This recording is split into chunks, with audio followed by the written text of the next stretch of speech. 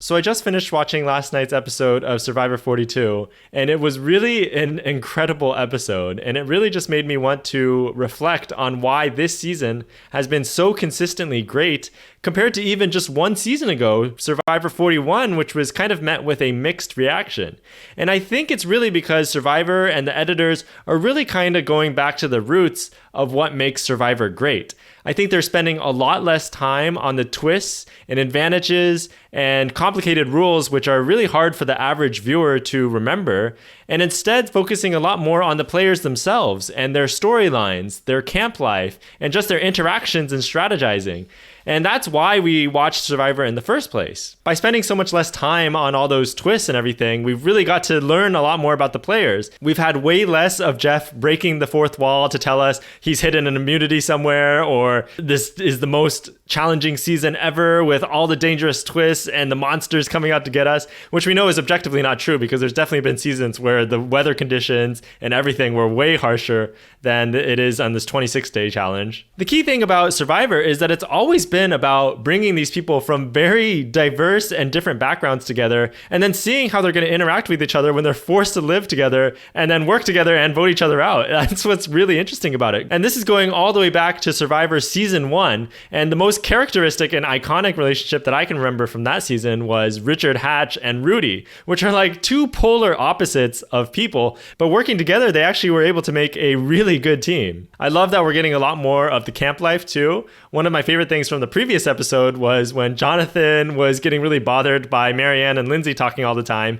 and it showed us how he had to deal with that and how he coped with it. And then later it showed them having like petty arguments, when he was chopping that wood and Marianne was kind of in his workspace. Like, that's stuff that happens in normal human everyday life. And so that's very relatable, and it's really fun to watch how that's going to play out on the TV screen. I really feel like, honestly, the Survivor editors have really been paying attention to the audience criticisms of last season, and it's really showing. I think at the same time, the cast has obviously played a huge role because this is a really fantastic cast as well. One of the big things going into the merge is I think we were all very worried about how this potential hourglass twist, which is honestly the worst twist ever, in my opinion, was going to screw over potentially one of our fan favorites. I think everybody's mind was, is this twist going to screw over Jonathan? Because he's obviously going to win the challenge, and then it's going to get a swap reversed. And thankfully, that did not come into fruition because I think we have a lot more to see from Jonathan. And he is such a pleasure to watch in the challenges just because of how dominant he is. He truly does feel like the most dominant challenge player we've ever seen. And so I think that was a very big relief for a lot of people that we get to have the treat of continuing to watch Jonathan go forward. And I honestly don't think he's really a contender for winning the game because I think at some point people are going to vote him out. But who knows? Maybe he will go on this crazy challenge streak at the end and eventually be able to win. I think right now for me, Omar obviously was the player of the week this time. And then Hai gets so much spotlight on him, and I feel like he's in a very strong position. He's a very good player. Honestly, it's crazy because he was on the bottom in the very beginning, but he is really playing hard, and I feel like he's playing well. The problem is I feel like he may be too visible, and eventually that might bite him, but I feel like for me, he's probably one of my top winner picks at this point. And then Omar, honestly, the most amazing episode ever for having no power, no vote in the game, and yet being able to orchestrate a vote like that. Just insane. And I think he could potentially win too. I mean, I don't get as strong of winner vibes from him as from Hai because for some reason I just feel like Hai is giving me the winner edit energy right now.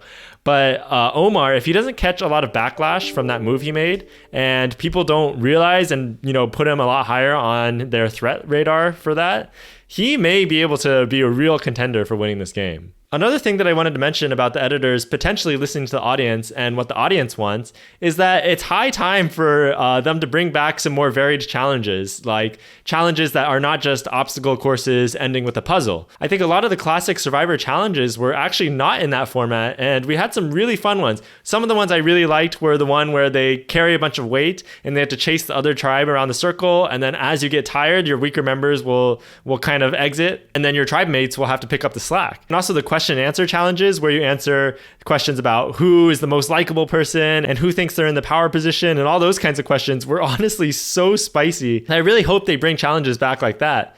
And also the Survivor auction, which I know everybody's been clamoring for. If they made modifications to it, I really think it could succeed again. I feel like if the CBS producers and editors really respond to audience criticism and really makes a lot of these changes for the better, in terms of storytelling, in terms of the challenges that they bring on, and just really focusing less on the twist, Survivor can really start getting better and better and, surpass and maybe really have a return to form compared to, some of our most favorite seasons from the past. So I just wanted to take a quick look at some of the TV ratings for season 41 and season 42, just to compare, how the season is doing compared to the last one. And so for season 41, we can see that we started off with 6.2 million viewers. And as time went on, the viewership really was kind of dwindling, ending the season at 5.6. So actually retained a decent amount of viewers, but it definitely went down.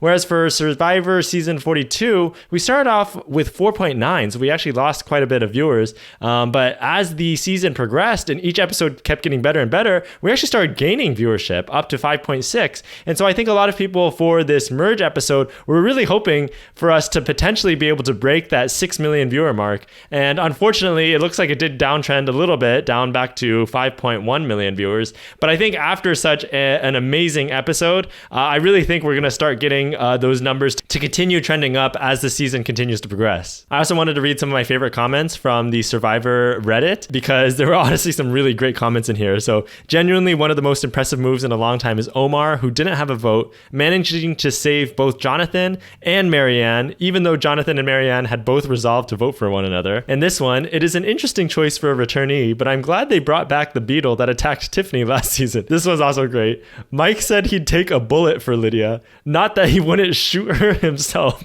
Omar F's in every way but the literal sense. Lindsay, obviously that was a great misspelling by Roxroy, who honestly just doesn't even seem to know what's going on. He's not even voting for the right person. But that's something that people have been really harping on. I just want to appreciate Roxroy for having the most enjoyable Exile Island experience ever. Totally agree with that. He had such a redeeming episode, and it was just a very fun watch to see him and him building that shelter, which was really incredible for him to build all by himself. King Omar and Jonathan, his valiant steed. Yeah, and seriously, this is the pair that, him going back and saving the Taku 4, and then him and Jonathan as a pair is just so fun to root for. Like, they are such a good match together. One's the challenge beast, one's the strategist. It's incredible, and I think people really like this partnership. It's very easy to root for that. Things Omar is saving himself for marriage and this season. Obviously, everybody really wanted him to be able to save Jonathan from going this season, and he did that, so I think people are really happy with that. I also really like this one. I find it funny how Roxroy slightly bastardizes common sayings. For example, by any stretch of the mindset, rather than by any stretch of the imagination. And the devil you do versus the devil you don't, rather than the devil you know versus the devil you don't.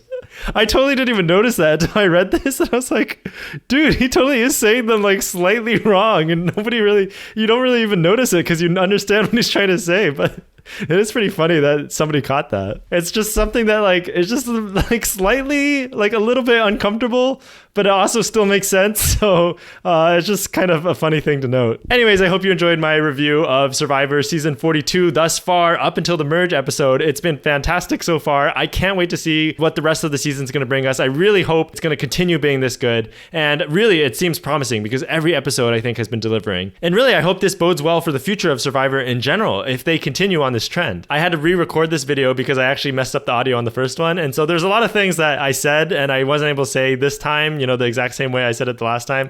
But I'm looking forward to making more videos like this and really expand my thoughts more, because this season honestly has reignited my passion for Survivor a little bit, because it's just been such an incredible ride. And I can't wait to see the rest of the season with you guys. And thanks for watching. I'll see you in the next video. Peace.